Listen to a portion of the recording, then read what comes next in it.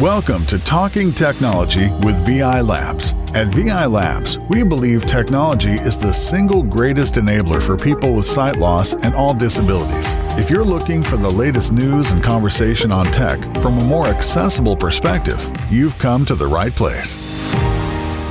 Yes, indeed, you have. Hello, everybody, and welcome in to Talking Technology, episode number 75. Yes, we are 3/4 of the way to 100. Not long to go. We'll probably hit 100 this year, actually, which is great. So, hello, welcome in. Happy New Year. Hope you had a good Christmas break and are getting back to business, getting back to work, school, whatever you're doing. Welcome back. It's good to have you with us. And we have a great show coming up for you over the next little while. We are going to be talking all things Braille. We are catching up with the team from HumanWare. They're going to be joining us on the show in just a little bit to tell us about a new Braille device that they have called the Monarch. And they call it, believe it or not, this is a fancy term they use, they call it the Holy Braille of Braille devices. Very cheesy, but that's what they call it. And it does Braille, tactile graphics. It does all sorts of really cool stuff. And we'll talk to HumanWare about that later on as well. We've got tech news. We've got updates on other Braille devices as well. So lots to come. So please do stick with us. And hey, remember, this isn't our show, this is your show, and we want to hear from you. We want to hear your perspectives, your thoughts, and as always, there's loads of ways that you can get in touch with us. So, if you would like to join the conversation, there are a number of ways to do so. You can do it the good old-fashioned way. That's by email. If you want, you can send us an email to content@vi.ie, content@vi.ie, if you'd like to get in touch with us by email. Or if you'd rather send us a WhatsApp voice note, you can do so by using 086 199 0011. That's 086 199 0011. Remember, a voice note is not a call. You want to go into the WhatsApp app and down in the bottom right there is a little voice message button there. It's labelled with voiceover and everything. You just double tap and hold and record your message and it comes straight to us.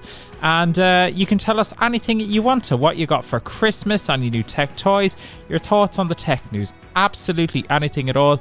You can send us a WhatsApp voice note, 086 199 0011, and we'd love to hear from you. But now, let's get down to business, shall we? And to go through voice notes from over the Christmas break and the new year, well, he's back. We brought him into 2025. Here he is.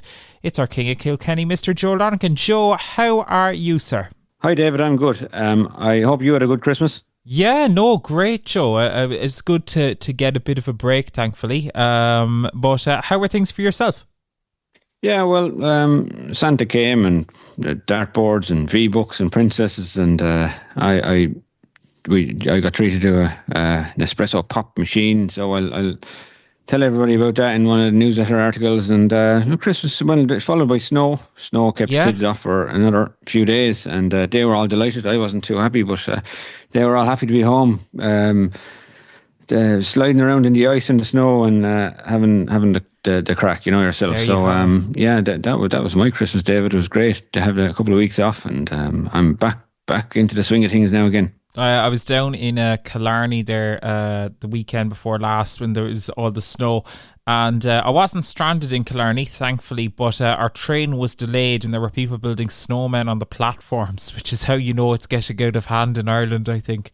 Yeah, people were mental stuff. Any blind Barbies in your house though this year, Joe? No blind ones, no, but plenty of Barbies and Elsas and Annas and other princesses that I can't remember all the names of, but yeah, there was plenty of dolls and hair getting tangled and that kind of stuff. I'm sure by Christmas next year you'll know all of their names on the back of your hand, Joe. Off by heart, I'll be even able to address them, I think. There you go. No, I had a great break as well. Thankfully, I avoided most of the technical support stuff until just the other day, in fact, when I walked into the hallway and I heard this, Joe. Please be aware, the batteries are low upstairs. Replace the batteries soon. the batteries in our talking smoke alarm are on their last legs, Joe. It was bound to happen, but no chirping, thankfully. Well, it's great to have the warning, isn't it? That'll just show you, I suppose, accessibility at a new level, and it announces it out to you as a blind person. So that's an amazing feature. They're Nest ones, as far as I'm aware. Yeah. Yeah, they're the Google Nest Protects. Expensive yokes, mind you, but they are really good because like if you do have low vision or no vision, they tell you specifically where the issue is, whether it's in the kitchen or the sitting room. So they will announce like, okay, there's smoke in the kitchen, or there's there's an issue in the living room, or whatever the case may be. They do carbon monoxide as well. And you can also set them up with smart home automation. So we have them like that. They'll turn on our lights if they detect smoke or anything like that. And like that, then you're not chasing around to try which one of them is chirping or anything like that. It just specifically tells you, the batteries are low upstairs. Go fix them. Do you know? Yeah. It's really cool. Bit more pleasant than that chirping sound, all right. And it's good, even if people have two of them in their house, one on the landing upstairs and one on the downstairs. It would definitely be a help. I also have the Hive thermostats. It does announce, not by the speaker, but through the app, the Hive app. It does let me know when the batteries need to be replaced. So I love features like that. That's really cool stuff. And Joe, loads of people have been getting really cool stuff for Christmas as well. And we have a voice note in here from the one and only, he's back too for 2025. Edvard sent us a message. Here is what Edvard had to say to us. Hi guys, happy 2025. Well, I just want to say I got a brand new toy for Christmas, which is the Ninja air fryer. I tried it out yesterday and it's great. But I'm wondering, is there an app that I can get so I can link it to my phone? I think Joe was saying something about an app called Sync In, something to do with Sync anyway. Because I think he had his Kasori air fryer linked into it. So I'm wondering if he could do that with the Ninja one. So yeah, but I enjoyed it using it last night. But maybe if I get the app, that would be actually way easier. Because I did get some assisted help by setting a timer on it. So yeah. Anyways, Happy New Year. And keep the technology podcast going. Thanks so much, Edvard, and Happy New Year to yourself and the family also.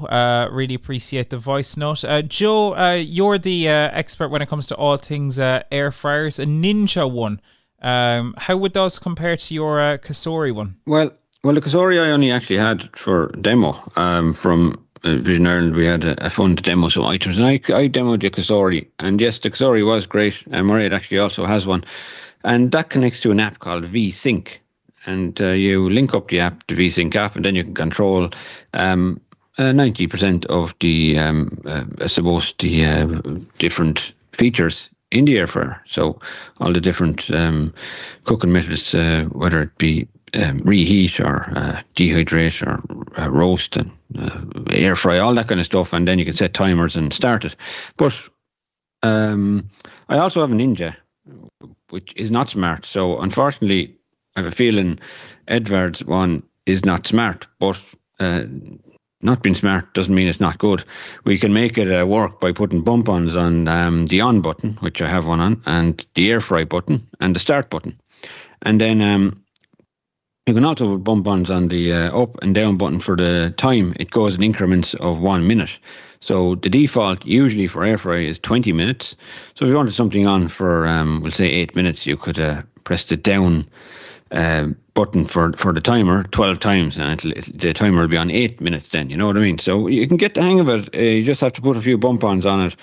And as I said, I have a feeling his Ninja is not smart. I don't know if there's any Ninjas that have a smart option. There is one there with a smart probe, I think, for checking if chicken is done in the middle and that kind of stuff. But I am not sure if there's any just normal air fryers that are smart from Ninja. There is Xiaomi is another company that does smart air fryers. You used to make the Roborock. I think Roborock are their own company now. They used to make the Roborock vacuums and stuff like that. So as Xiaomi still make vacuums and all that kind of stuff. But they also have smart air fryers. So there's a couple of companies out there, Kasori, Xiaomi, and I think Sage and a few others that do smart air fryers. But unfortunately, I think Ninja aren't in that space just yet. And maybe they're coming into it. But Ninjas are really good and excellent for doing things like reheating slices of pizza and make them even nicer than when they were originally put into the pizza box, if you know what I mean. So,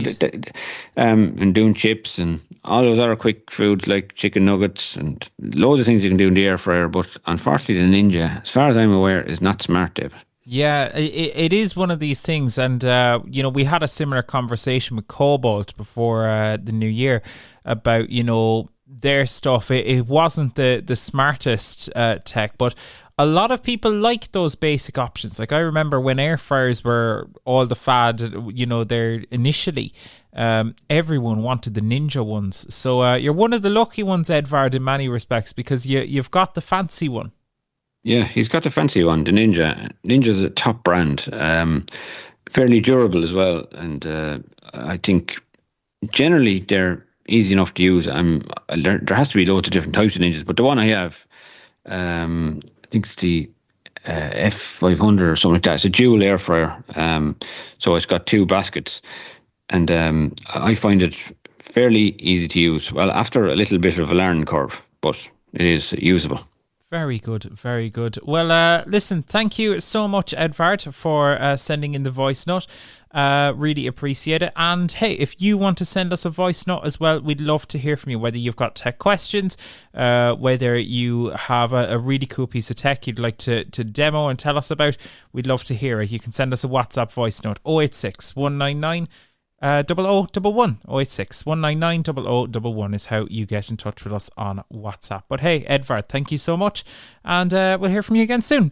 Yeah, you mentioned durable there, and Joe, and another thing that is durable, or so they tell us anyway, is the Monarch from HumanWare. This is a really cool Braille device that hit the market in the end of last year, there in September. A very expensive bit of kit, but we'll talk about that too. But yesterday I managed to catch up with Andrew, and Andrew is the senior Braille product manager there at HumanWare. And he was telling me all about their really cool device called the Monarch and what this means for the future of Braille. Here's what happened when I caught up with Andrew yesterday. And now on Talking Technology, I am delighted to be joined by Andrew Flatres, who is a Braille product manager at HumanWare. Andrew, how are things? Hi, David. Thank you ever so much for inviting me. Great to be here. Brilliant stuff. And Andrew, I suppose HumanWare does a ton of stuff in the Braille space. And I guess the reason we're here today is to talk about one of your newer products, though, which is the Monarch. So I suppose let's start at the beginning. It's a good place to start, as they say. What is the Monarch? Sure. Okay, well, before going into the Monarch, I'll just give you the reasons why we want to introduce Monarch. And that's really important from a product manager's point of view. We want to create products for a reason, to break down barriers. So I'm sure many of you that are in kind of education, for sure, they're students, receive materials rather late, certainly later than their sighted classmates. This is quite normal behavior when we're looking at today's classroom, where it takes a long time to create textbooks, production of their curriculum and tactile graphics, and it's increasingly expensive as well to create all of that from a production point of view. There's also the limitation of tactile graphic access. On average, we'd say about a student would see probably 25 tactile graphics a year, which isn't a lot in the grand scheme of things. Certainly when there's a lot of information that's being portrayed over graphics and images. And then there's the lack of spatial understanding or formatting in documents. For 50 years this year, 50 years today, Braille or refreshable Braille has always just been on that single line display. And so getting across spatial understanding is very, very difficult. And then the last part was more about impromptu learning options.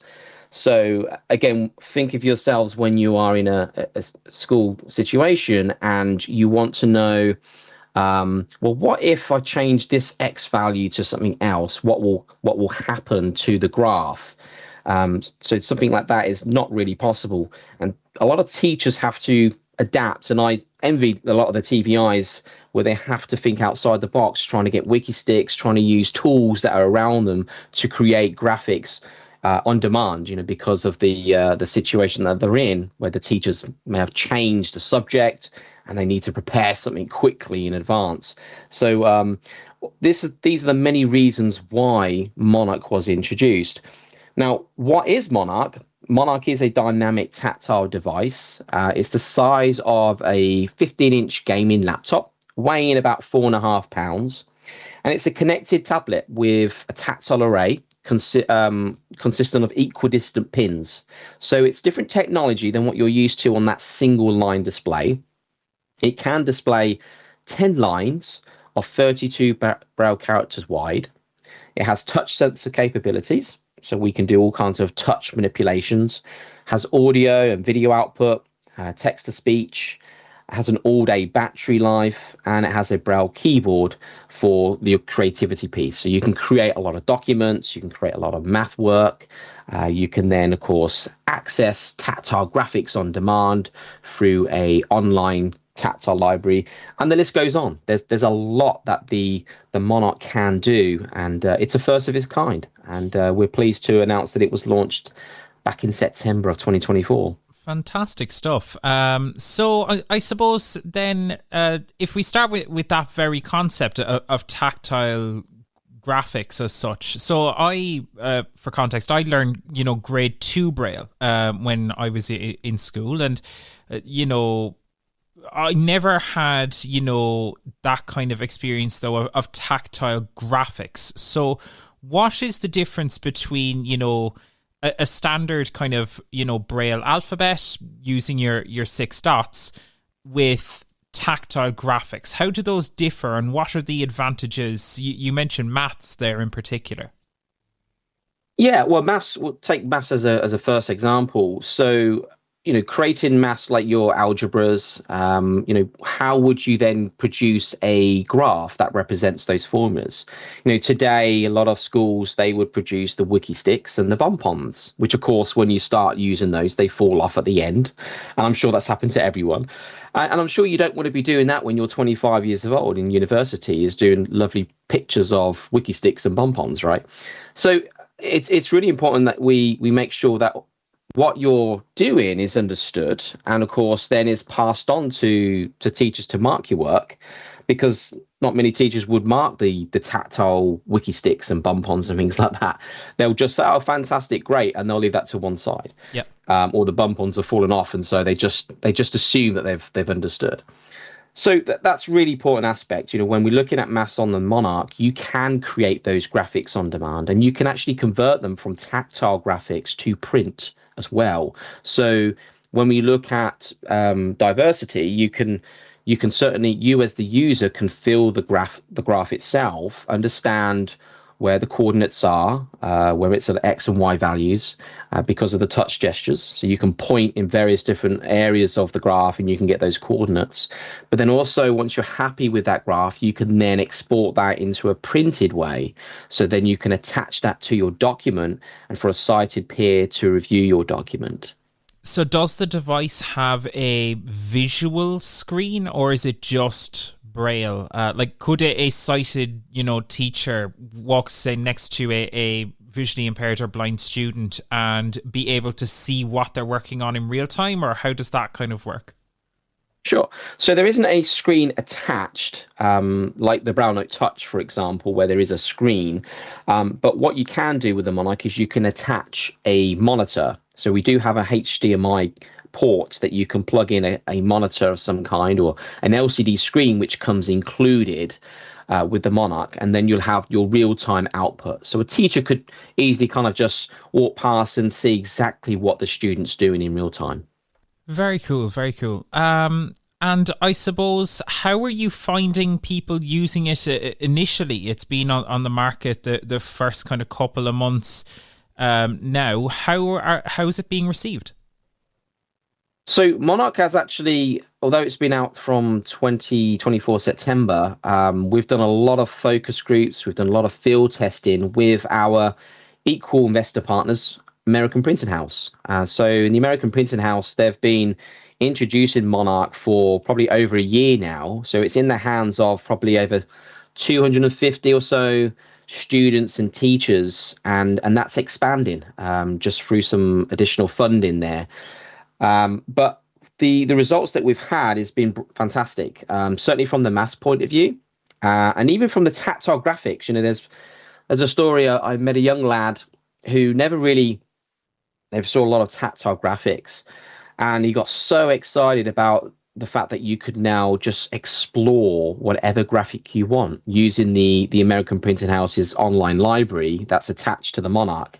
So he could explore whatever tactile graphic he wants to find. So he was trying to find a tractor, a car, and then he wanted to find out, well, what does a Mercedes car look like, you know, to see if there's any differentiators there. So it really allowed him to explore more graphics, and that again was one of the main reasons why Monarch was introduced to really explore more tactile graphics, because we know that's a challenge in itself today. So, Andrew, how portable is the device? Like, can someone, let's say, if we're using it for a student, can the student, easily, bring the device home, or is it designed to be stationary? What's the kind of portability of the device like? So, firstly, it is definitely run by batteries. So the battery autonomy is, I have to say, is fantastic. It probably lasts coming up to 2 days. We've been really impressed with the battery autonomy. That's superb. It comes with the carry and the weight. It weighs 4.5 pounds. It's the size of a 15-inch gaming laptop, so it should fit in a rucksack that can fit a 15-inch laptop. It's designed to move from class to class, right? So it's definitely not going to be a device that will always just be a desktop, but it's certainly a device that a student can carry from class to class.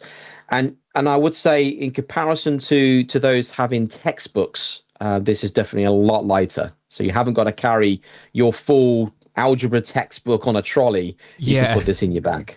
For sure. That can be a painful experience that I'm sure many of our listeners know well. Is it robust, Andrew? Well, like all our products, we do a lot of testing, drop testing from flights of stairs and all kinds of stuff. And also there's a kind of a membrane, a little layer of skin that's over the Braille dots. And one of the things that I showed APH when we first presented the technology was spilling a can of Coke over the top of the cells. And what it does, it then forms a puddle that you can then mop up and you can continue using your cells. So I'm not saying it's not recommended, liquid proof. I would say. Yeah, definitely not liquid proof for sure. But for those accidental spillages, that's what the membrane is there for, is to protect all of those cells. What is it like in the office when you do drop testing on, an expensive device, the 14 grand like the Monarch?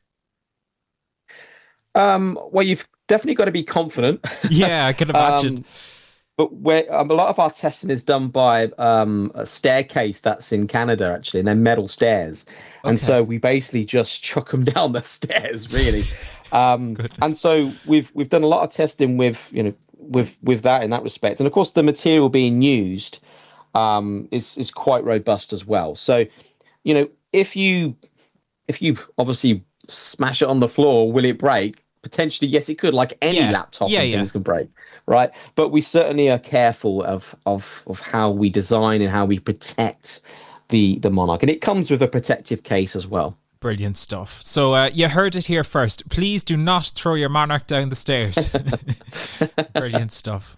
Something I found really interesting, actually, Andrew, is that this device has a brand new Braille-based file system. So do you want to tell me a little bit about the new file format that you're using, EBRF? So when we look at the Monarch, it's not just introducing a product for the sake of things. We want to make sure that there is an ecosystem that is supported. And for the Monarch and other dynamic devices to really succeed, there is a new file format that needs to be created. And so I can confirm that there is a new file format called eBraille. Some of you may know what that file format is, but it's basically now a EPUB version of a BRF file. If I can kind of put it in a nutshell, those that are used to Braille documents, it's very hard or impossible to navigate. You're not able to navigate by chapters, links, etc. Whereas this new eBraille file will allow you to navigate by headings, different chapters, and not only that, it will integrate your tactile graphics. So when it comes across a tactile graphic, you can click on it and it opens up in the tactile view application on your Monarch, for example. So this new file standard called the eBraille is definitely going to evolve and will definitely assist in products like the Monarch and other devices. And that's an open standard, is it? Or it will be an open standard. There's no device yet that supports it. I say yet because Monarch will be supporting it. And in fact, we do have a beta version that's currently supporting it. But the idea is that it's open to everyone. And that's been developed and housed by the DAISY Consortium, in addition to the American Printing House also leading that file format. Is the Monarch really focused more on, education and workplaces? Because we've had a conversation on this podcast and in our newsletters recently about what Braille's place is in the home now for someone who's at home who simply wants to read Braille. And in some regards, they're unfortunately kind of, with some of the newer technologies, they can be priced out a bit. So is the Monarch for them, or would someone in that category be looking to other products in, say, a HumanWare range? Okay, so when we look at the main segment market that we're trying to tackle on the Monarch, certainly a primary market is education. That's where the biggest barriers are being faced, in terms of the cost of producing graphics and textbooks. That it costs a lot of money. I mean, as an example, to create an algebra book, it's in the region of something like £20,000. Now, you don't see that from a user perspective, but that's what the funds from the governments, and that's how much it costs to create an actual Braille physical book with tactile graphics. So that's quite expensive. So our main focus is, of course, trying to break that barrier and making sure that a student has access to their materials on time. But when we go into the home place, there's a lot of use cases that Monarch has introduced. Things like just general reading from a library. Now, we have access to online libraries, Bookshare, for example, where you can download a book. Maybe you want to read to your child. That came out in field testing. There was a profession that loved just to read their books because they were reading to their children using the Monarch in multi-line, so using 10 lines of Braille versus a single line of Braille. So it's a bit like reading on a bit of paper. And I'm sure any Brailleist out there would prefer to read more on paper because of that multi-line experience. So it gives you the full story, the full picture. So yeah, there's a lot of use cases out there that the Monarch is able to cater for, and that's increasing. So for example, one other thing to mention is the screen reader. We're not compatible yet with screen reader, but we are in talks with the Apples of this world and NV Access for NVDA and Vespero for JAWS to get Monarch compatible with multi-line Braille and tactile experience using a screen reader. So that's interesting things coming ahead. Outside of the Monarch, do you see the cost of Braille and multi-line Braille coming down in the future, in the near to medium term? I think that's a difficult question because of the industry is so small in comparison of things, and of course when you look at innovation, right? Innovation does cost. We are in a small industry. Now we are as a profit company, of course, we need to make profit to then advance the technology because Monarch wouldn't have existed. New technologies like the Braille displays, all those kind of things would not exist unless there's a profit company. Now, it is a small company, a small industry in that case. So Will the price go down? I think certainly the technology will change, and that's what we're seeing. So your traditional piezo technology is very expensive technology, and that's why you're seeing these displays in the thousands. And Monarch is using technology that is not piezo; it's more magnetic, and it's really small and unique. But there are some trade-offs. So there are trade-offs when we look at price. There will be some trade-offs. But going forward, I would love to think that the price will go down further. And I'm actually proud of where the price point is, because if you take yourself back 50, 40 years ago when you're looking at single line displays, and even today with an 80 cell Braille display, it's in the £8,000 to £10,000, right? Yeah. Where we are today with the Monarch, which the price point is just under 14,000, is actually a good price point. And you probably get a lot of people now thinking, wow, 14,000, that's expensive. Yeah. But I want to take you back to where things cost to produce Braille. Think of all the paper that you're producing, the materials, the embossing and binding and sending that out. That in itself, as I mentioned, cost over £20,000, and that's a lot of money. So when you look at the metrics, it's actually more better and more affordable to buy a Monarch than actually just producing paper Braille and tactile graphics the current way. Yeah, it's an interesting perspective. I think, as you said, many people will still look at it as being quite expensive, but it is an interesting perspective that you have on it there. I suppose then, do you want to tell me a little bit about some of the other products in the HumanWare range? You've obviously got the Braille Note there, the Braille Note Touch, still flying along. What's happening over there? What new things are coming to the different Braille devices? Sure. Yeah. So, let's talk about the Braille displays. So that includes the Brailliant BR40X, the 20X, and of course the Mantis Q40, which is another partnership with American Printing House. Actually, coincidence.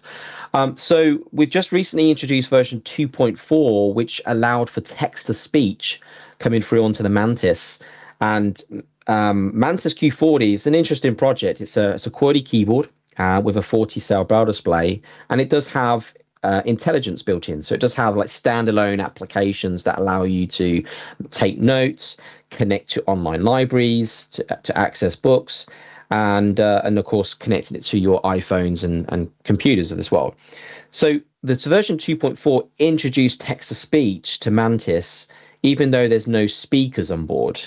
The way that we do that is through Bluetooth headphones. So if you want to have text to speech with a Mantis Q40, if you pair up your headphones, you'll be able to get text to speech, which was a required or wanted by a lot of our users out there. They really loved the Brailliant BR40X because of the audio and the text to speech, but they wanted a QWERTY keyboard as well. So with the Mantis Q40, that didn't have text to speech. So we tried to kind of trade off with that and allow people to have the text to speech through Bluetooth with a headphone. So a lot of work's being done with the Mantis and the Brailliants, and there's more to come sort of midway through the year with some exciting new things. I won't talk about those just yet.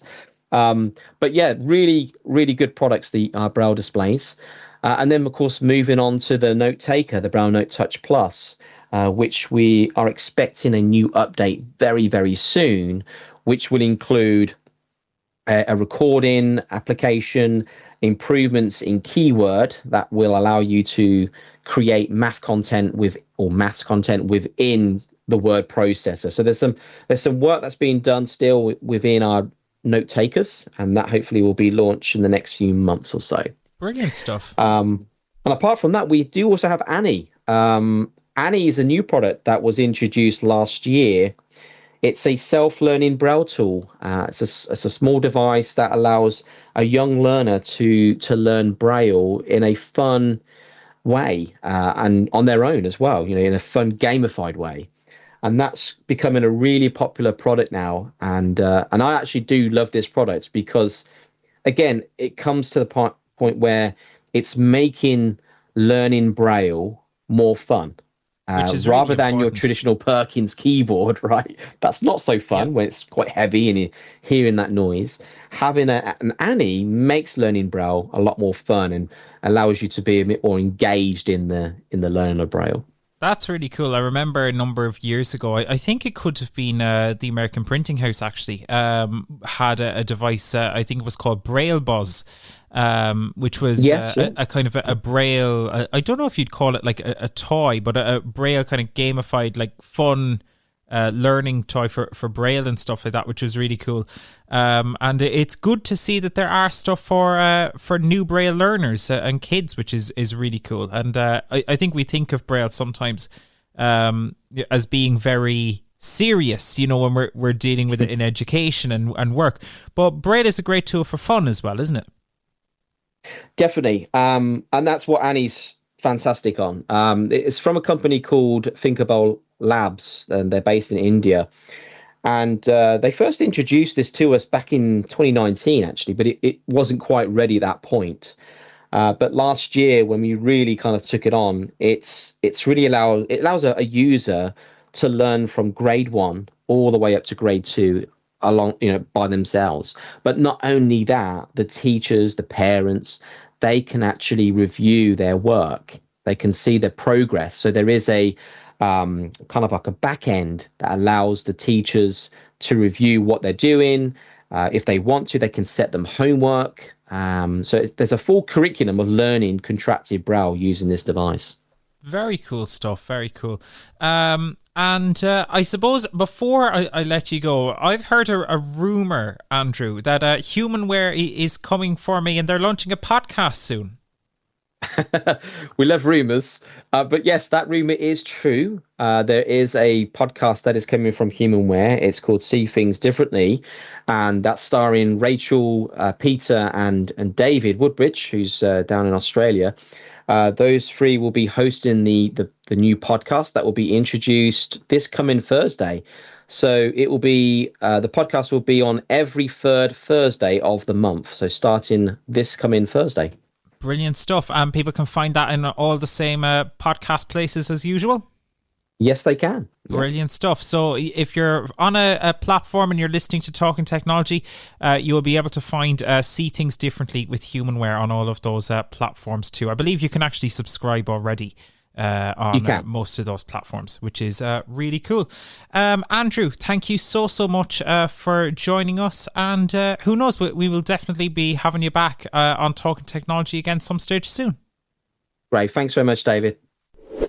Fascinating conversation there with Andrew Flatres, who is the Braille product manager, senior Braille product manager at HumanWare. They've got tons of interesting bits of kit. I suppose most commonly we would have seen them here with things like the Braille No Touch, but fantastic innovations there, although albeit at a very, very high price. I think it is fair to say £14,000 Andrew mentions there, which I think that works out around €17,000 or thereabouts. Which is a lot of money, but there you have it. So we will have an extended version of that interview with Andrew if you want to learn more about the HumanWare product range and some of their work with the American Printing House. We will have that on our YouTube channel later this week. So just search VI Labs on YouTube and you can find out more there. And if you want to share your perspective on any of the HumanWare Braille products or any other devices there, of course, they have the Victor Reader Streams and the Stellar Treks and all those devices as well. You can tell us all about that with a WhatsApp voice note, 086 199 0011. But hey, HumanWare is not the only people in town. They're not the only fighters in this arena. You have other companies too, and one popular device that is not actually made by HumanWare is the BrailleSense 6, this from Selvis, another really popular device, again, quite expensive, but someone who has been a massive advocate for the BrailleSense 6 is Peter. Peter joins us now from Limerick. Peter, how are we? I'm doing grand. David, I'm doing grand. Excellent. So, Peter, BrailleSense 6, we've talked about the BrailleSense 6 on Talking Technology before, but there are some updates coming. Do you want to tell us a little bit about what's new with the BrailleSense 6? So in November of 2024, we received quite a nice, more like creature comforts update. They just streamlined a few of the more clunky elements within the own internal mechanisms of the BrailleSense 6. It also now got introduced with some games that you can play on the BrailleSense. So memory games, card games, you can play on the device now, even a dice game. You can try that one out for yourself if you have a device at home. You also have now under the media section a direct link to YouTube. So instead of having to go through the third-party app itself under the Play Store and under the app section of the device, you just go to media and it will go to video search. And then from there, you can type in your video query and access all of YouTube in a much more streamlined manner. These particular updates for the BrailleSense 6 are more creature comforts and just streamlining it. Excellent stuff. And do we know of stuff coming down the line? Where do you think this stuff is going next? So we are definitely going to be getting an update this year in relation to the web browser tools just being, again, streamlined, made a bit better. There is new dedicated software with dictation being added and being refined later down the pipe. We're not entirely sure when that's coming out yet. That was teased earlier last year, but nothing much has happened yet on it, as they were just more focused on updating the finer details of the device. But now that those are more or less complete, they're now pushing forward on more refinement, more support for third-party apps, and trying to keep up to date with how the operating systems are changing regularly.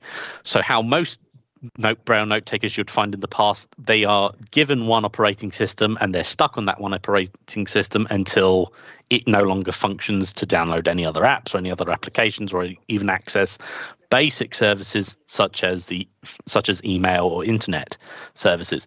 But with the BrailleSense 6, they are really trying to keep up to date with all the new changes that come with constant software updates, operating system updates. This is their baby. They are looking after it. Good to see. Brilliant stuff. Peter, before I let you go, your thoughts on the Monarch there from HumanWare, the cutting edge of Braille tech? I am interested to see where it goes, if I'm honest. It sounds great. It sounds amazing for the education, but I'm a little wary on the price point. I think it's hard not to be, isn't it? It is. It really is hard not to be wary on that price point. And it sounds, to me, now this is just how I'm interpreting it, a little bit too good to be true. In what respect? So how the kind of the detail in which a graphic will be displayed. But again, I've not had a chance to get my hands on it myself, so I don't know. But that's why I'm a little hesitant to put my full weight behind it until I can get a chance to use it. Interesting stuff. Yeah, time will definitely tell, and we shall see how we go. Peter, as always, thank you so much for joining us on Talking Technology. Much appreciated. Thank you very much. So that is most of our Braille stuff. We will have some Braille courses and stuff like that to tell you about in just a few minutes. So do stick around for that. Mairead from our Braille team will be telling you all about some of the Braille courses that we have coming up in January. So we've got loads to come in that regard. So do stick around for that. But if you would like to send us your perspectives on Braille, some of the Braille tech you've come across, or where you think Braille needs to go, how you feel on the cost of Braille or assistive technology more generally for that matter. We'd love to hear all that and more. You can send us an email to content@vi.ie with your perspective, or you can send us a WhatsApp voice note on 086 199 0011. But now, he is back for 2025, and he is back in all his glory. That's Daniel Dunn. It's Talking Technology News time. This is Talking Technology News.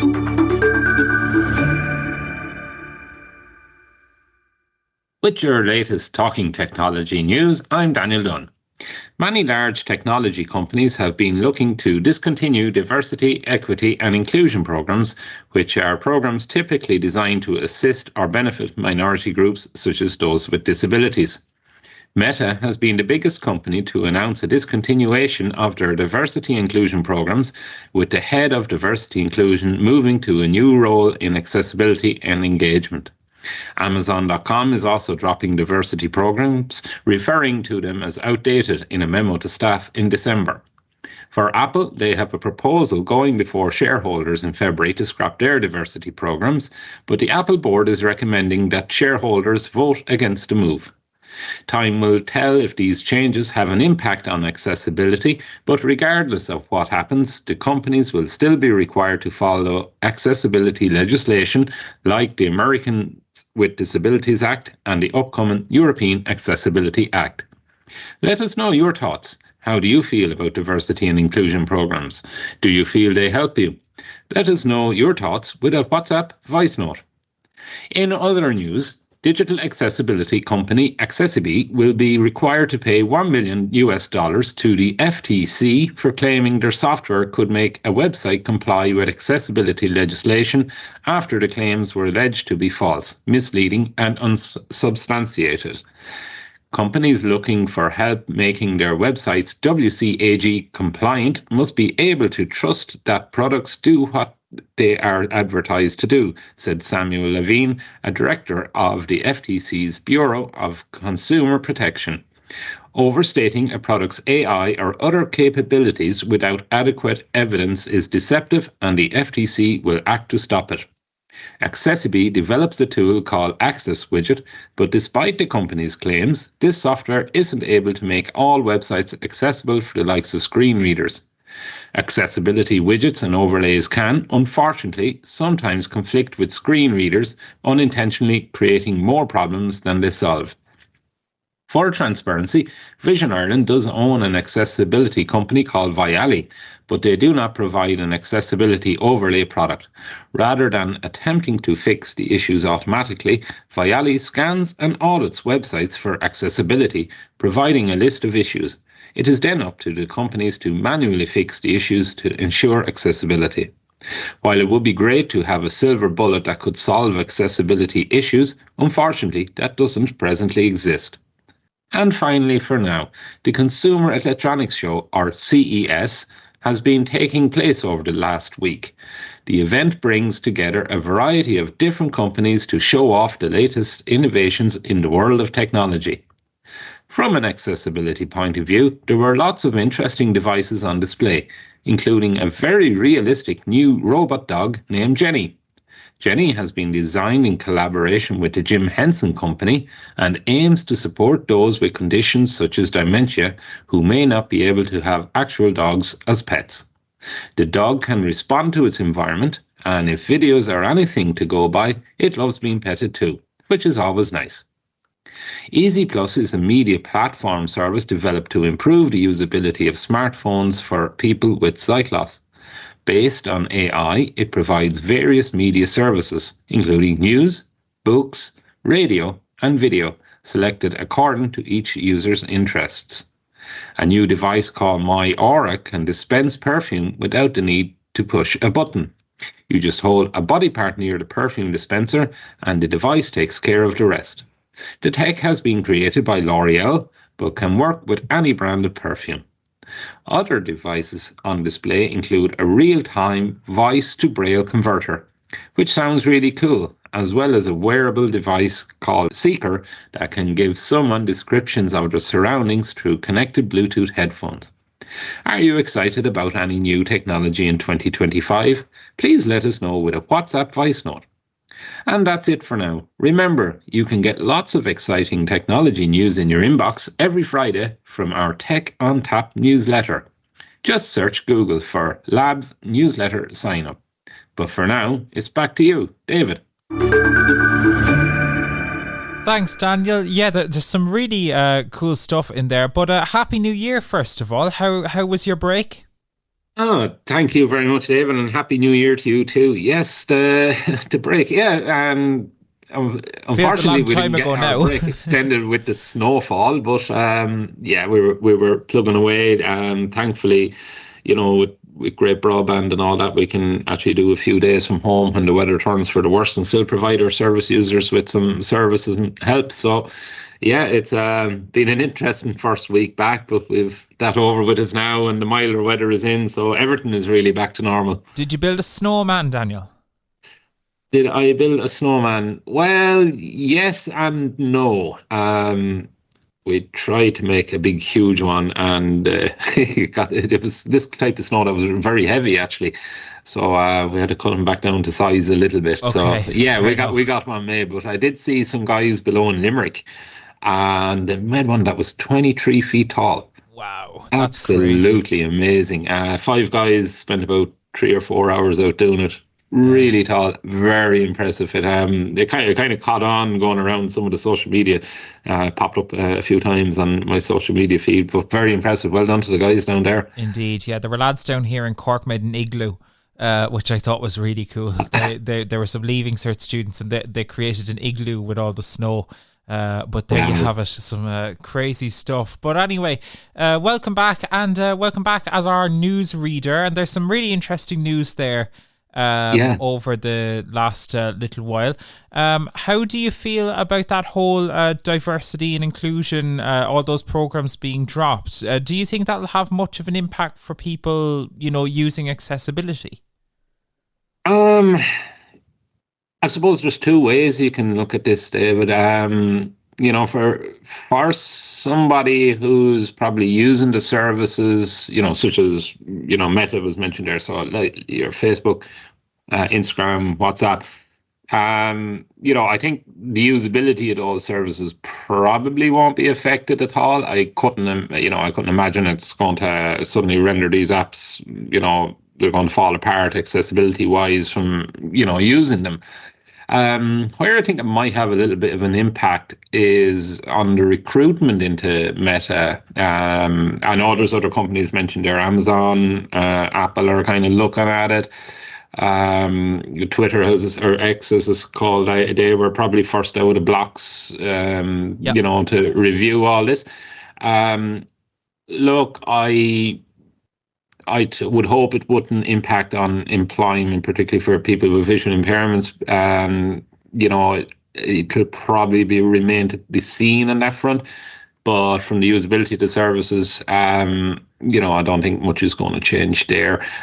Plus, there is legislation around these websites and apps and all that they really have to up their game on accessibility, making sure that their apps are working better with screen readers, working better with magnification software or tools. So I think the service user will be protected that way.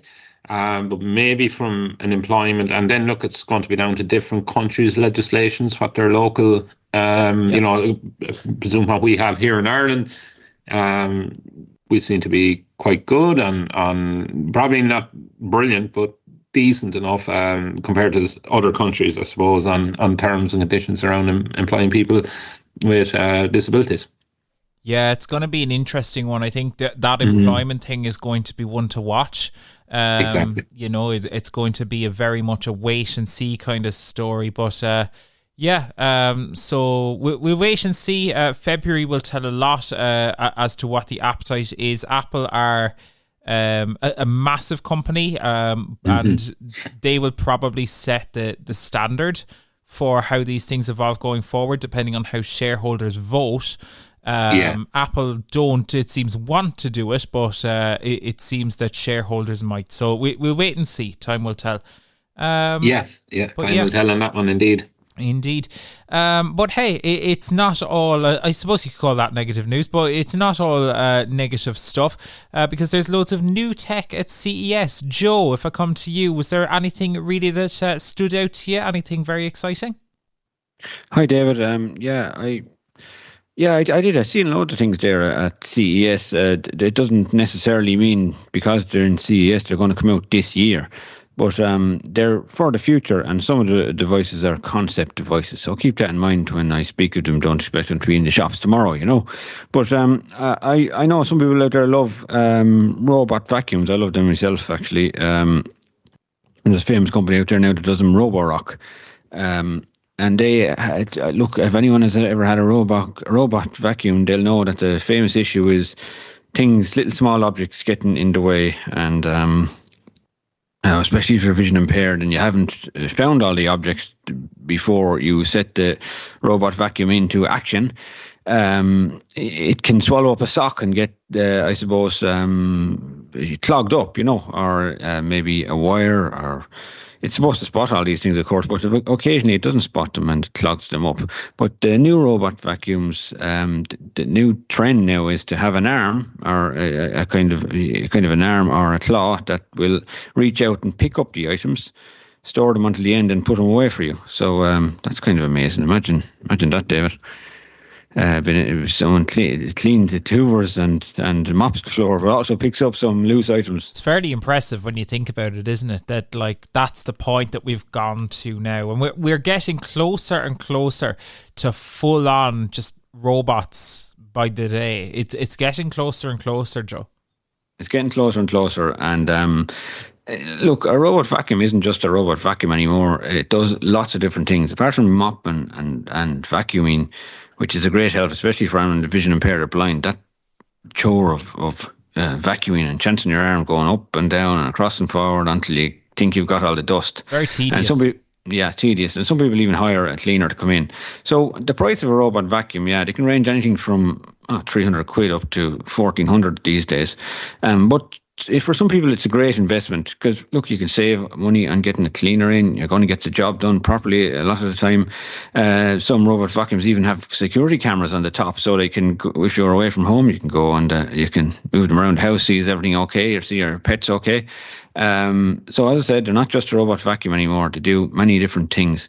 You can also access them now with a voice command. So the Roborock ones is, "Hey Rocky, vacuum the kitchen." You know what I mean? So that's brilliant. That's mad. But saying that, David, Roborock are not the only ones in the game. There was other companies out there. I think Roborock have initially set up Dream as well, but Dream are a separate company now. And Dream also have one with a claw, or we'll say an arm that comes out, picks up items. Same with SwitchBot. They're famous for having switches, I suppose, smart switches that turn on or off your lights. Yep. But they also do robot vacuums as well. And there's Eufy. Eufy do great robot vacuums, and they're actually for sale in the likes of Harvey Norman's and DID and them kind of places. They don't just buy them online. Not like most of the Roborock stuff, you have to buy it online. But so Eufy, another one. I don't think they do the arm, but they have better mops apparently than some of the others. So they have all different innovations. Check them out. Read up, Google CES and Roborock vacuums, and you'll be able to read all about it. I think it's called the Roborock Saro series. But then as well, David, I also noticed you spoke about a smart toaster one time, but this is not a toaster, but it looks like a toaster, but it actually charges your phone cases. So it's called Swipit, and there's probably another name for Swap It maybe, but there's 5 batteries inside this thing that looks like a toaster, and you put the phone in and it can swap the battery out in 2 seconds, and you have a fully charged phone. You put your phone in, you have a fully charged phone, and you take it out. And that sounds like a good product, but that does a bit sound pricey. Cool. But I'd imagine it would be pricey, Joe. About the €400 mark, but you can get colours like Dublin Black. I noticed was one of their colours, which was interesting. Black. So you can have a Dublin kind of colour Black. Dublin Black is. Yeah, Dublin Black. That must be a reference to Guinness or something. But probably. I think. Yeah. Yeah, I think that sounds cool. So Dublin Black phone cover, and that gets charged in 2 seconds. Anything else? I suppose AI has gone from generative to I can't think agenetic AI. So it does more complex tasks and I suppose solutions to even more complex problems. So it's generative AI never even took off yet. Now they're talking about I can't even say that word. Some fancy word anyway. AI. Yeah, it's even more complicated word, but it's getting more useful, I suppose, with the more powerful chips that are out there, especially by NVIDIA, that massive company. That's probably one of the richest companies in the world. So, AI is a big thing in CES, and I suppose smart home is also a massive thing. So the new Samsung TVs, if you're into cooking and getting recipes, watching a cookery program, for example, you can ask it for the recipe with your voice. Then the next time you go to access that recipe, your fridge will be connected also to the TV, and you can it'll tell you if you need any more ingredients. So if you're short one item, maybe cream or eggs or whatever, it'll tell you, look, you can still do this recipe, but you're short eggs, or you might have to change it around a bit. And then it can also set up your smart oven. So all your smart home stuff through Samsung can be connected, and they can help each other. And of course, Samsung last year announced that they were making some serious accessibility improvements to a lot of their smart devices. I think they specifically mentioned the washers and dryers, which is brilliant to see. So exciting times ahead. Did you see the robot dog, Joe? Jenny. She's so realistic that she's designed to effectively be the same as a dog, indistinguishable from a real dog, designed by the Jim Henson Company. They used to do the Muppets and Fraggle Rock back in the day. Jenny is a dog designed for those basically who can't have a dog. Is it a good or a bad idea, Joe? Good or a bad idea? That's a good question, because I suppose for some people it wouldn't sit well with them that the dog looks so much like a real dog. I'm not sure if it's a really good idea, but it depends what it does for that person. If it does really useful things for a particular person or with a certain disability or issue, it has to be a good thing. But maybe there has to be a lot, as I said, these are concept ideas. There has to be a lot more thought put into it. It'd be interesting to see it up close, and a real dog and a fake dog. Yeah, I'm not sure. But it reminds me a bit like Star Trek, when they had there was a human being there that was actually not a real human being, but kind of a robot version. But it reminds me of that a little bit. But this is where the future is at the moment. So it's an interesting one, David, and not something I'd be into. But did you say in the news that it helps people with dementia and things like that? That's so the it can't be too bad. That's the idea for those who can't actually mind a dog for whatever reason. We definitely live in an unusual timeline, I think, Joe. That's definitely for sure. With AI and stuff like that, things are jumping ahead very quick. I know some of the projects came out last year never really made it, you know what I mean? Humane AI and the pin and stuff like that, and the rabbit and things. They were great concepts, great launches and stuff like that, but nobody has heard of them this year, put it that way. So I think the thing about CES is just hold your money, and don't rush into anything or pre-order anything. Just wait and see, because a lot of these are only concepts, and AI as is there a couple of years, but still new, and they're still trying to get everything over the line. And I do think it's promising, very promising for people with disabilities and vision impairments. But it's great to read about these things, but give them a chance and see them in action first before you go getting too excited. Absolutely. Great stuff. Joe, thank you so much. And hey, if you heard about anything interesting at CES, there really was so much announced and demoed at CES. So whether you heard about something or you saw something in the news, we'd love to hear from you. You can send us a WhatsApp voice note, 086 199 0011. Remember, a voice note's not a call, so you want to use the voice message button in the bottom right hand corner of your screen. But now, you may know that Vision Ireland does tons of really cool courses. We have courses around all sorts of technology on the regular, and other things too. And to tell us all about some of the Braille courses and other courses that we have coming up.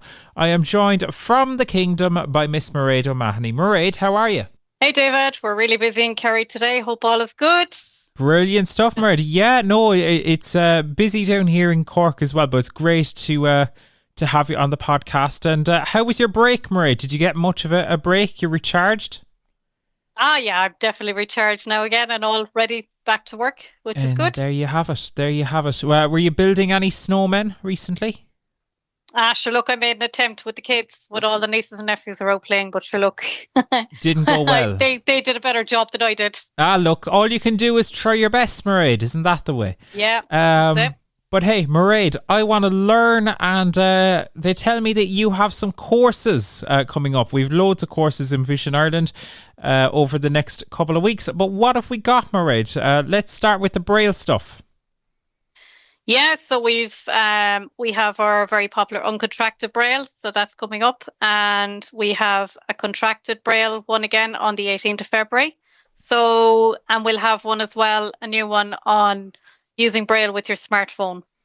Oh, fantastic! So those are really important topics as well. We've seen, I think, ever since we saw the Braille screen input introduced, that's become a huge topic, hasn't it?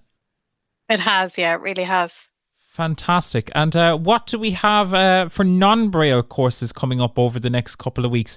We've got a few bits in January and early February as well.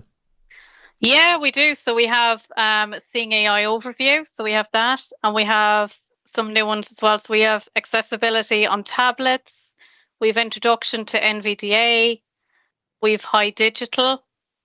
We've Be My Eyes. We've Talk on Smart Glasses. We've Smart Kitchen and Smart Apps, which will be a really good one as well. Indeed. We've accessibility on mobile phones as well, which is another good one. And we have accessibility on smart TVs.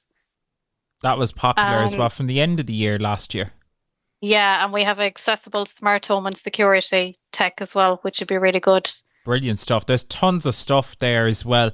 That's just January and February. So people can check all of those out on our website as well. And we have loads of courses. We're adding new courses all the time. So people can just go to vi.ie and go to the events page there. And there's loads of upcoming stuff. It's all listed there with dates, times, sign up information, all of that stuff.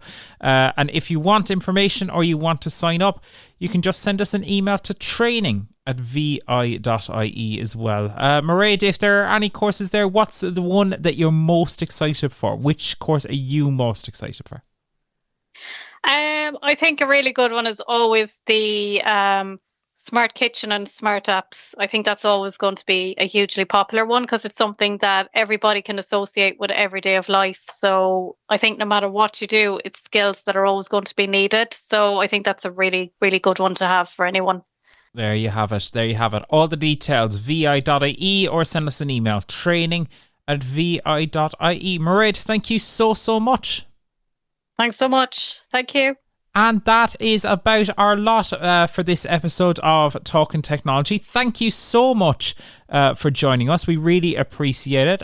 Hope you enjoyed the conversations that we had with Andrew earlier from HumanWare on all things about the Monarch and Braille. And of course, remember, you can get an extended version of that interview on our YouTube channel later this week. So be sure to search VI Labs over on YouTube, and you'll be able to subscribe to us there, as you can subscribe to the podcast on all your favorite podcast apps. It really does help us out. So be sure to, I feel like a YouTuber saying this, be sure to whack that subscribe button, guys. You know, all that sort of stuff. But hey, thank you so much for listening. If you want to get in touch with us, you can do so by content@vi.ie by email, or 086 199 0011 on WhatsApp. But for now, that's us done. Thank you so much for listening, and we'll see you in another 2 weeks' time for another episode of Talking Technology with VI Labs. See you then. Thanks for listening to the Talking Technology podcast with VI Labs. If you'd like to support our show, please visit vi.ie/donate. Talking Technology is proudly sponsored by IA Labs, the market leader in digital accessibility services. IA Labs, digital inclusion, your legal obligation.